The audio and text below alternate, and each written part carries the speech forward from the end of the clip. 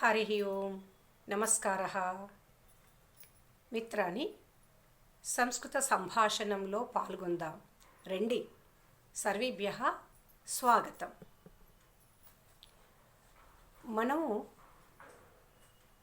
ఎవరితోనైనా మాట్లాడుతూ ఉన్నప్పుడు ముందుగా ఎలాంటి మాటలను వాడతాం ఇప్పుడు తెలుసుకుందాం.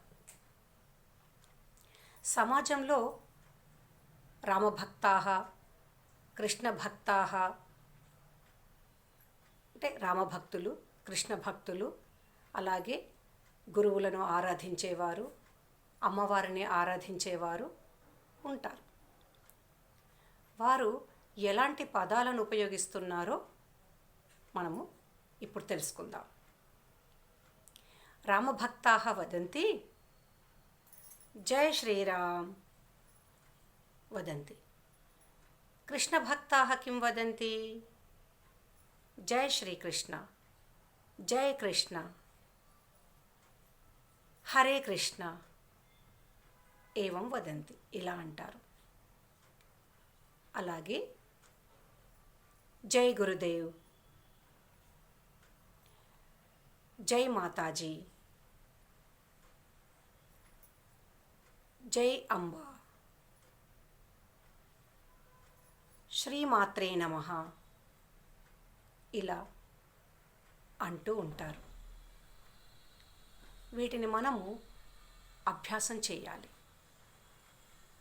సామాన్యంగా కొన్ని మాటలు ఎలా ఉంటాయంటే, పురుషులతో మాట్లాడుతున్నప్పుడు, ఒక్కరితో మాట్లాడుతున్నప్పుడు సామాన్యమైన పదాలను ఇప్పుడు చెప్తాను, నాతో పాటు అనండి.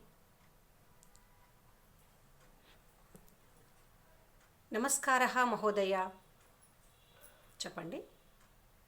ఉత్తమం. నమస్తే మహోదయ చెప్పండి. ఉత్తమం.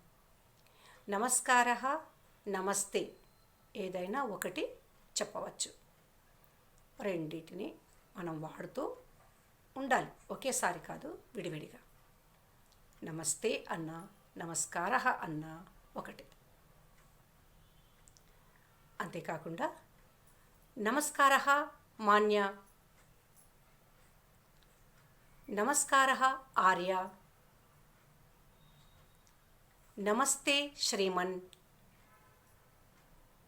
నమస్తే శ్రీమన్ అనేది ఎక్కువగా వినబడుతుంది. నమస్తే మహోదయ కూడా ఎక్కువగా వినబడుతూ ఉంటుంది. అంటే మనకు అనడానికి, వినడానికి ఏది సులువుగా ఉంటుందో అది ఎక్కువగా వాడతాము. ఇది సహజం.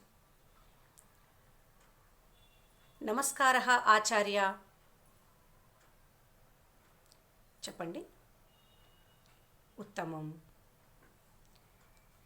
తోటివారితో అంటే సోదర సామానులతో మాట్లాడుతున్నప్పుడు నమస్కారः సోదర, నమస్కారः భ్రాతః ఇలా అంటూ ఉంటాము.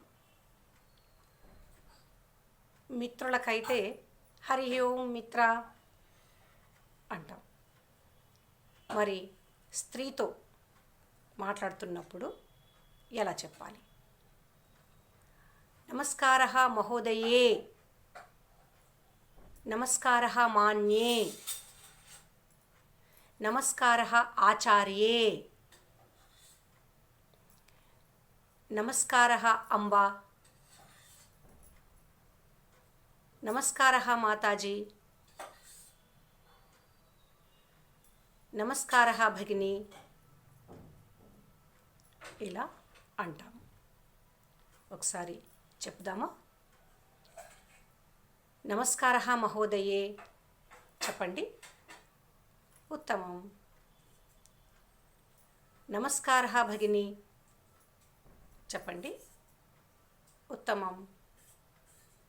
ఈ విధంగా మనము ఎవరితోనైనా మాట్లాడాలనుకున్నప్పుడు వారి సంబంధ బాంధవ్యాలను అనుసరించి వారిని సంబోధిస్తూ మాట్లాడడం మొదలుపెట్టాలి. అంతేకాకుండా వారు దగ్గరగా ఉన్నారా, దూరంగా ఉన్నారా, తర్వాత చరవాణి ద్వారా అంటే ఫోన్ ద్వారా మాట్లాడుతున్నామో ఇవన్నిటిని బట్టి ధ్వనిలో కూడా కొంత మార్పు ఉంటుంది.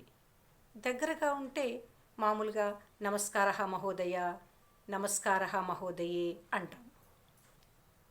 కొంచెం దూరంగా ఉంటే కొద్దిగా ధ్వని పెరుగుతుంది కదా, వినబడాలి కదా వారికి. మరి అందుకని నమస్కారః మహోదయ, నమస్తే శ్రీమన్ ఇలా అంటూ ఉంటాము. అలాగే ఫోన్లో మాట్లాడుతున్నప్పుడు కూడా మన బంధువులు బాగా పరిచితులు అయినట్టయితే కొద్దిగా మన ధ్వనిలో కూడా మార్పు ఉండడము సహజం. స్నేహంగా మాట్లాడడము, గౌరవభావంతో మాట్లాడడము ఇవన్నీ మనకు సామాన్యమైనటువంటి విషయాలే. మన మాతృభాషల్లో మనము ఏ విధంగా అయితే మాట్లాడుతున్నామో అదే విధంగా మాట్లాడవచ్చు. ఈ సంస్కృత భాషలో మనం మాట్లాడుతున్నప్పుడు ఎంతో మధురంగా అనిపిస్తూ వినిపిస్తూ ఉంటుంది. నమస్కార సహితంగా మాట్లాడతాం కదా, అది ఎదుటి వారిని చాలా ప్రభావితం చేస్తుంది. కాబట్టి సంస్కృతంలో మనము పలకరింపులను నేర్చుకుందాం, తప్పక పాటిద్దాం. ఒక గీతంలో మనము పాడుతూ మనము కొన్ని మాటలను అభ్యాసం చేద్దాం. హలో హలో మాస్తు, హలో హలో మాస్తు, హరి ఓం వదతు, హాయ్ హాయ్ మాస్తు, హరి ఓం వదతు, మమ్మీ మమ్మీ మాస్తు, అంబా ఇతి వదతు, మమ్మీ మమ్మీ మాస్తు, అంబా ఇతి వదతు, డాడీ డాడీ మాస్తు, డాడీ డాడీ మాస్తు, జనక ఇతి వదతు, డాడీ డాడీ మాస్తు, జనక ఇతి వదతు, గుడ్ మార్నింగ్ మాస్తు, సుప్రభాతం వదతు, గుడ్ మార్నింగ్ మాస్తు, సుప్రభాతం వదతు. ధన్యవాదः. మరొక కార్యక్రమంలో పాల్గొందాం.